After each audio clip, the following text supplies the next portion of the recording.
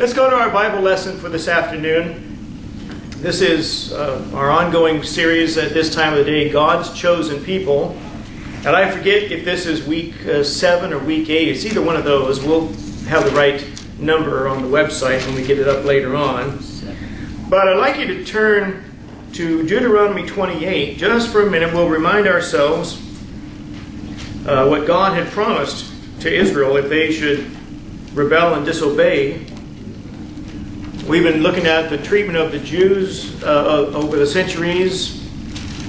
Last week I gave you a long list of dates and different persecutions and oppressions against the Jews over the centuries. I've got another long list to give you as well today. Deuteronomy 28, though, we'll begin there at verse 62. Also every sickness and every plague which is not written in the book of this law, them will the Lord bring upon thee until, that's verse 61, until thou be destroyed. That's right, verse 62. And ye shall be left few in number, whereas ye were as the stars of heaven for multitude, because thou wouldest not obey the voice of the Lord thy God. And it shall come to pass that as the Lord rejoiced over you to do you good and to multiply you, so the Lord will rejoice over you to destroy you and to bring you to naught. And ye shall be plucked from off the land whither thou goest to possess it. And the Lord shall scatter thee among all people from the one end of the earth even unto the other. And there thou shalt serve other gods, which neither thou nor thy fathers have known, even wood and stone. That certainly undoubtedly came to pass in any lands the Jews scattered to that were eventually overtaken by Roman Catholicism, or in the Far East, if they ended up in countries that were overtaken by Hinduism and Buddhism, or any other religion that depends upon statue and image worship to facilitate their worship of some kind. But let me go back to our list of ongoing troubles the Jews experienced over the centuries. On June the 16th, 1527, Jews were ordered expelled from the city of Florence, Italy.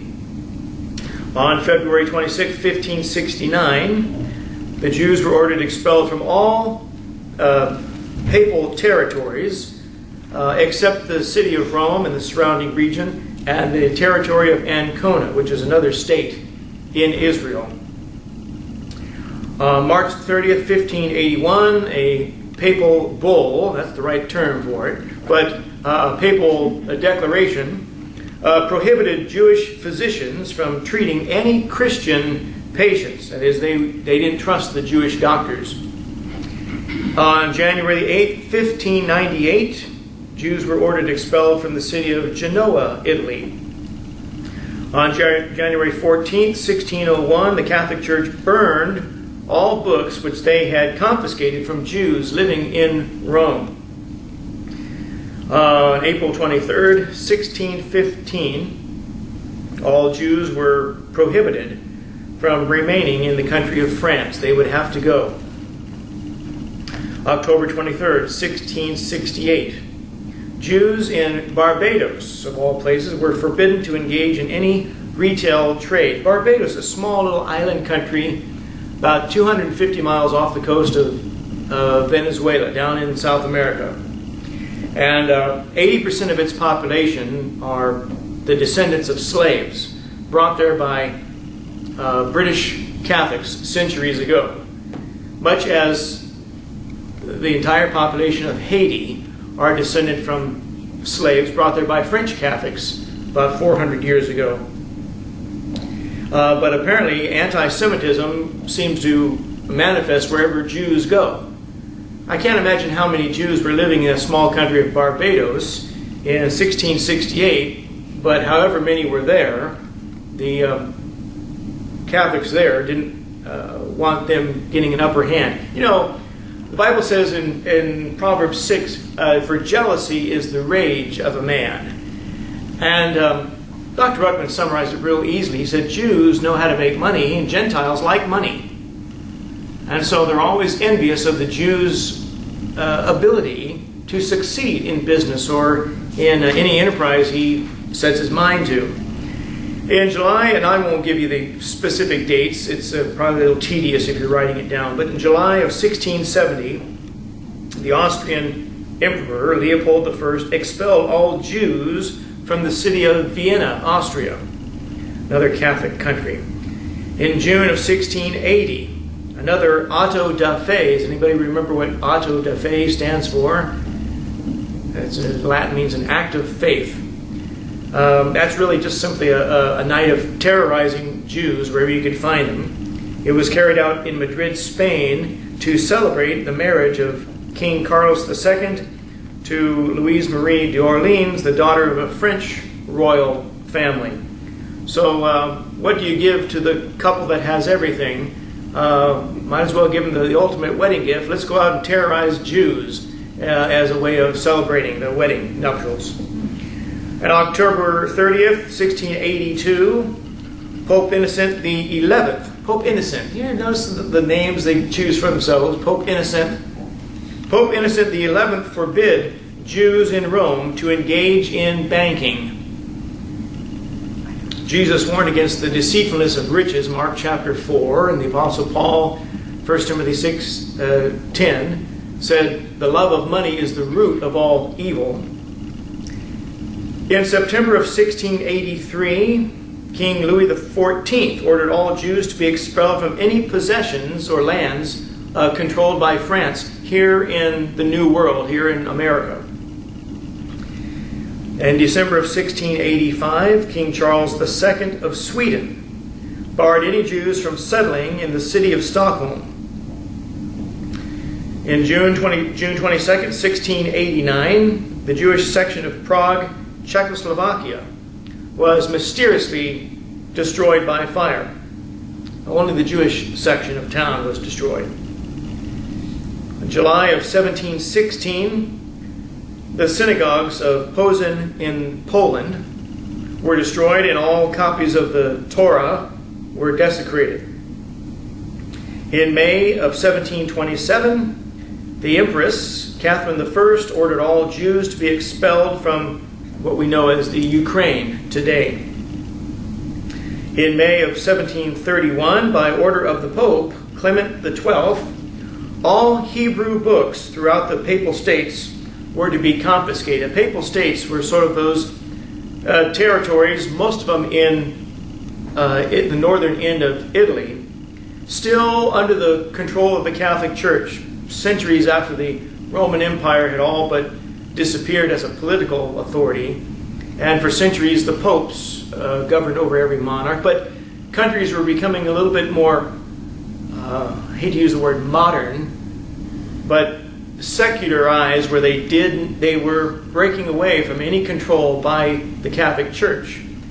Those territories still controlled by the Catholic Church were considered medieval and backwards, according in the mind of a lot of governments at the time. Now the only place in Italy that's still medieval and backward is the Vatican, right? But in July of 1739, Jews were ordered expelled from what was called Little Russia at the time. That's an area we call the Ukraine today, but they spoke and speak Russian there nonetheless. In May of 1763, all non-native Jews were expelled from Bohemia. That's western Czechoslovakia. That is, if you weren't born there, you had to go. In October of 1765, the last public auto da fe in the country of Portugal took place. Funny how it's called an act of faith, and all it is just let's go out and vandalize and terrorize any Jewish citizens we can find, because we can. In October of 1781, the Austrian Emperor Joseph II abolished all distinctive clothing worn by Jews. That if you were a rabbi and you dressed differently than the average Jew, you were no longer allowed to do so. In October of 1796, the Russian Tsar Paul I ordered that all Jewish books were to be censored for the public. That is, we have to make sure they don't contain anything that might undermine the authority of the state or the government or the empire. It's kind of like the mentality of a lot of politicians today in America. We can't have people, just praying in Jesus' name. There's cities where the city manager, the council members, they want to have someone pre-approve the prayer before it's read at the council meetings or the public functions. In July of 1810, 38 Jews were burned in Brandenburg, Germany, as a result of a host desecration libel. I told you, I think last week, about what they call the blood libel. This was a charge leveled against Jews by Muslims and later by Catholics too, that Jews kidnapped Gentile children in order to slay them and use their blood in the mixing of their matzah, their bread, for their Passover. Of course, none of which is true, but it makes a very macabre story, just enough to incite violence on the part of others who might be prone to it. And that, by the way, that same allegation, those same charges are made by Muslims and Muslim clerics today against Jews, and they were airing it, broadcasting it on Al Jazeera in the Arab world just a few years ago in this age of terrorism. But in that case, it was the charge that Jews had sought to steal or to corrupt or pollute the little hosts, the little wafers Catholics used in their Mass. And therefore the Jews had to be punished. Probably none of it was true. But for those good church-going Roman Catholics, murdering 38 Jews seemed to be the best course of action in their mind. In June of 1858, Pope Pius IX ordered the kidnapping of a 6-year-old Jewish boy named Edgardo Mortara to be raised by the Catholic Church. That's an interesting story that got headlines all around the world at the time, 1858. And as the story has been recorded, this Jewish family that had 8 children already, one of them was a 6-year-old boy, Edgardo. When he was sick, they had an Italian housekeeper, babysitter, nursemaid that was watching this boy, and while he was very sick, she had him, or baptized him, as a Catholic, hoping that this would help him to go to heaven should he die, not get well. Well, the kid got well, and the church and the Pope found out about this boy having been baptized by the housekeeper, and that's all they needed to know. He was now a Catholic, and the laws in Italy at that time did not allow Jews to raise Catholic children. Therefore, he had to be kidnapped from his family, taken away, even by his own parents, and raised by the Catholic Church. This is the kind of love and brotherhood and kindness and the love of Christ and Christian charity the Catholic Church is famous for. Well, a lot of the nations of the world would not stand for it, and this garnered headlines in papers all around the civilized world. Any country that had a printing press was reporting it.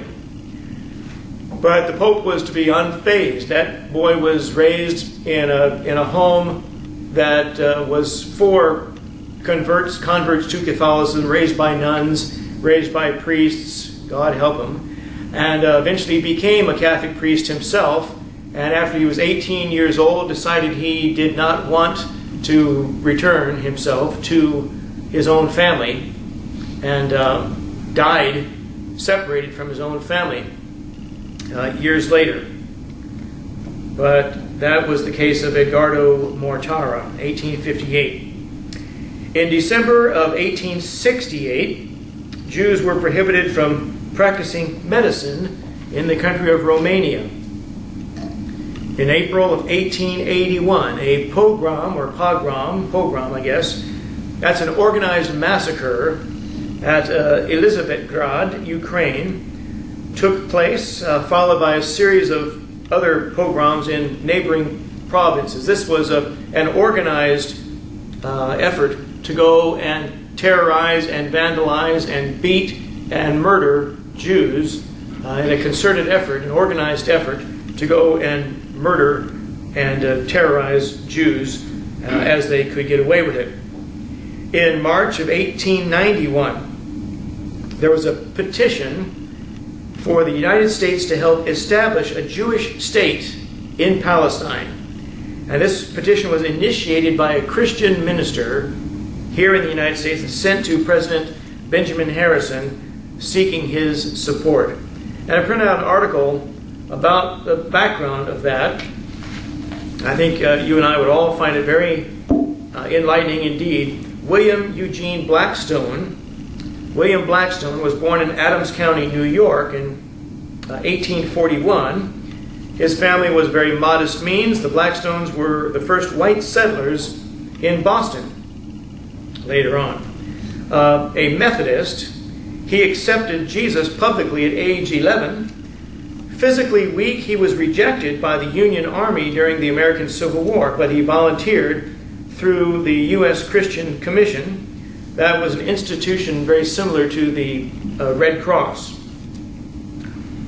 He was never privileged to attend a university or a divinity school, but William Blackstone, possessing a brilliant intellect, was largely self-educated. In 1866, he married, settling in Chicago 4 years later, achieving respectable financial success as a real estate developer.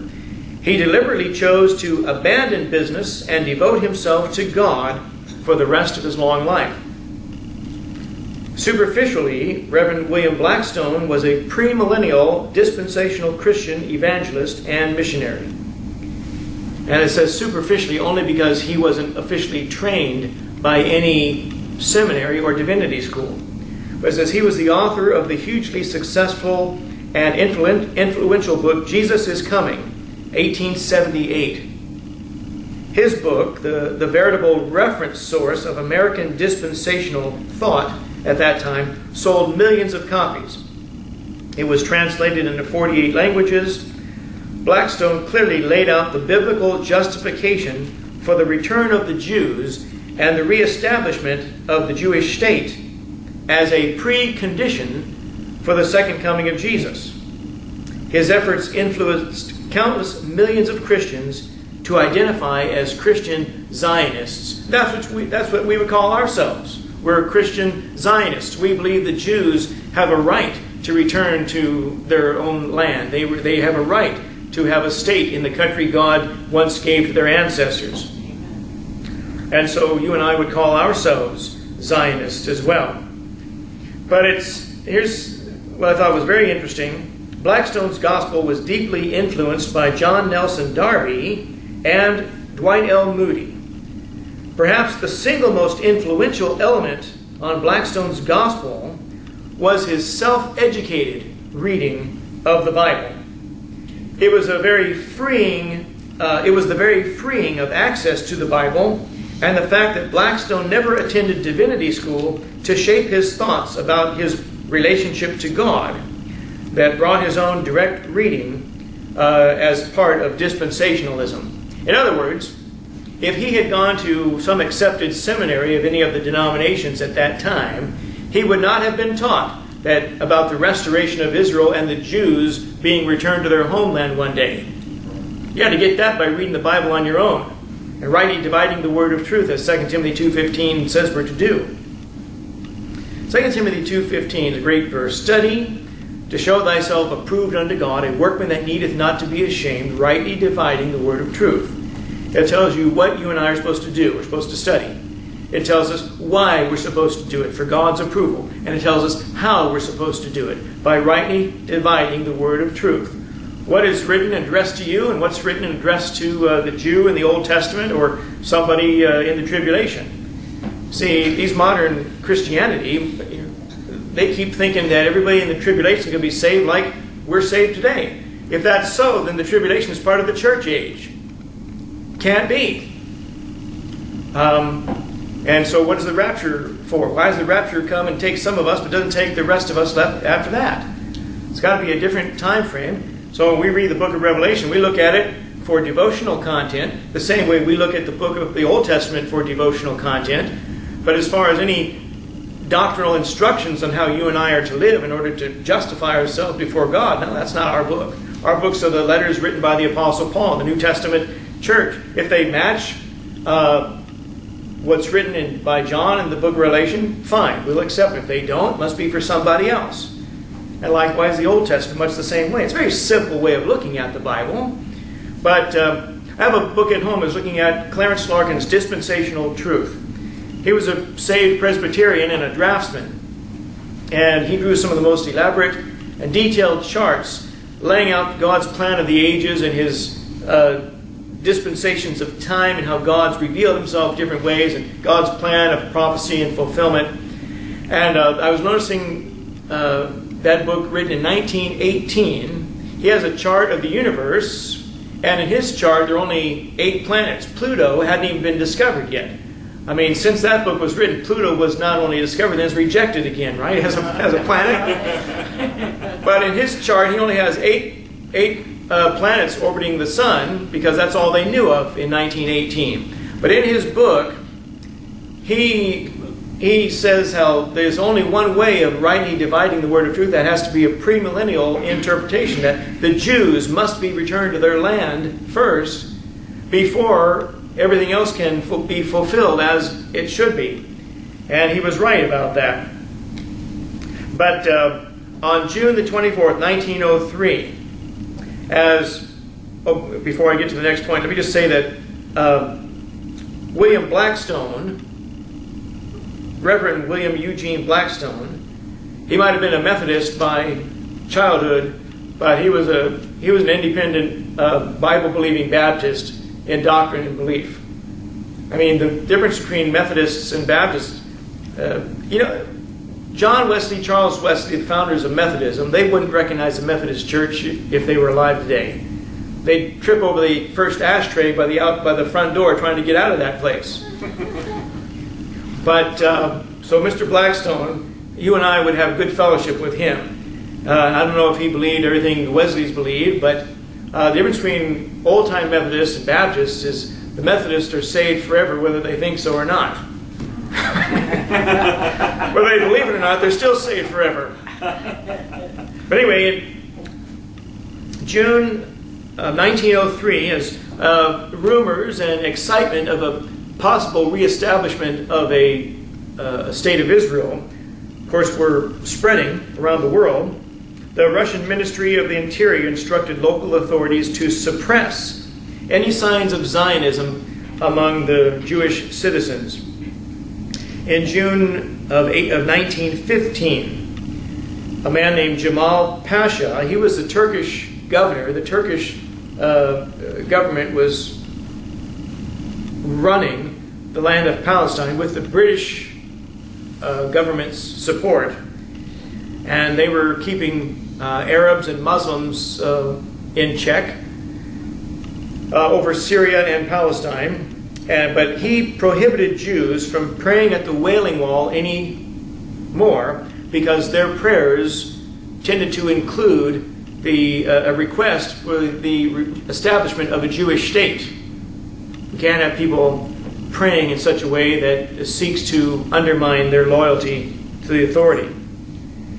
In March of 1917, Turkish authorities expelled Jews from the city of Jaffa and Tel Aviv. On November 9th of 1938, the famous Kristallnacht, or Night of Broken Glass, took place all over Germany. And there was a massive coordinated attack on Jews, November 9th, 1938. Into the next day, as I said, it's referred to as the Kristallnacht. It's German meaning the Night of Broken Glass. For Adolf Hitler and propaganda minister Joseph Goebbels, this was an opportunity for them to incite Germans to rise in bloody vengeance against the Jews. Now, there was a 17-year-old boy. He lived in Paris, France. He was a Jewish boy, and his parents had been mistreated by the Nazi Party earlier back in Germany. They had been rounded up and sent off and kicked out of the country into Poland, just kind of turned loose to fend for themselves along with thousands of other Jews. Well, protesting this, he took it upon himself to go and shoot the German ambassador at the embassy there in Paris. So while it took place in Paris, back in Germany, Hitler and his party saw this as an opportunity to incite violence against Jews among the German people. And so on that night, November 9th, 1938, mob violence broke out. The regular German police stood by as Nazi supporters of Hitler just ransacked homes, breaking into homes, terrorizing men, women, and children, murdering people, stealing and destroying property, and businesses and business windows busted so badly the streets were covered with broken glass, giving rise to the term Kristallnacht. And synagogues were especially targeted for vandalism, and the holy, or the scrolls, the Torah, the scriptures, were vandalized and desecrated and destroyed. About 25,000 Jewish men were rounded up and later sent off to concentration camps. And the reaction outside of Germany and other nations was shock and outrage. And this created a storm of negative press, negative publicity against Hitler and against Germany, or anyone who might be sympathetic to the Nazis, no matter what country they were living in. The United States recalled its ambassador to Germany permanently following that. In Germany on November 12th, 3 days later, top Nazis, including Hermann Goering and Joseph Goebbels, held a meeting to discuss further measures to be taken against the Jews.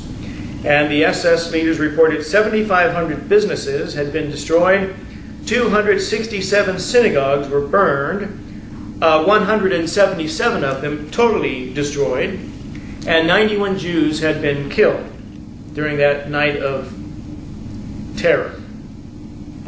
And at that meeting on the 12th of November, regarding the economic impact of the damage and the resulting massive insurance claims, any Jews whose property was insured, they were going to be trying to file claims and get paid as compensation. Hermann Goering stated the Jews themselves would be billed for the damage, and that any insurance money due to them would be confiscated by the German state. And he said, "I shall close the meeting with these words.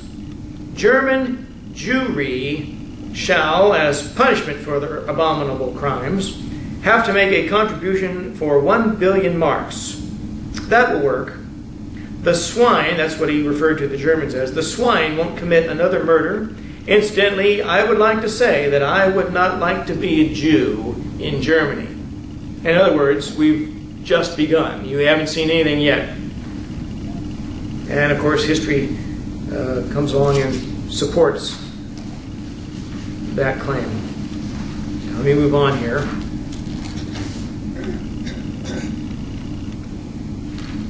Starting on November 15th, 1938, Jews were no longer permitted to attend German schools.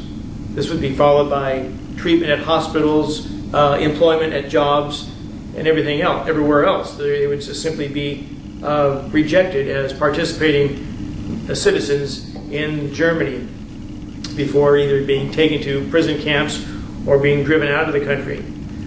And November 17th, 1938, 2 days later, Italy instituted its own version of anti-Semitic laws, similar to the ones put into place by Germany earlier that year. And lastly today, on November 20th, 1938, Father Charles Coughlin, he was a Catholic priest, big in the early days of radio here in America. He delivered his first anti-Semitic sermon on the air, and he expressed sympathetic views in his speeches toward the Nazi Party. This was a Catholic priest here in the United States, sympathizing with the actions of Germany and their persecution of the Jews. And as I said last week, the Catholic Church, by her popes and cardinals, whether officially or unofficially through Catholic Church members who are politicians or business owners in various places of authority, the Catholic Church, directly or indirectly, has been the single greatest persecutor of the Jews over the centuries. I don't know anyone that comes even close. Islam is anti-Jewish, but they've never been as organized in doing it as the Catholic Church has. Now, there is some credible evidence that the Nazis and the SS in World War II were in conference or in consultation with Muslims who were trying to instruct the SS on how the Jews were to be treated and why they needed to be treated so poorly. And there's one story I heard that one Muslim mullah was complaining because the Germans weren't treating the Jews severely enough during World War II. And so those two groups alone make up 2 billion people. They each have about 1 billion members worldwide. That's they both together constitute the two greatest enemies Israel and the Jews have ever had.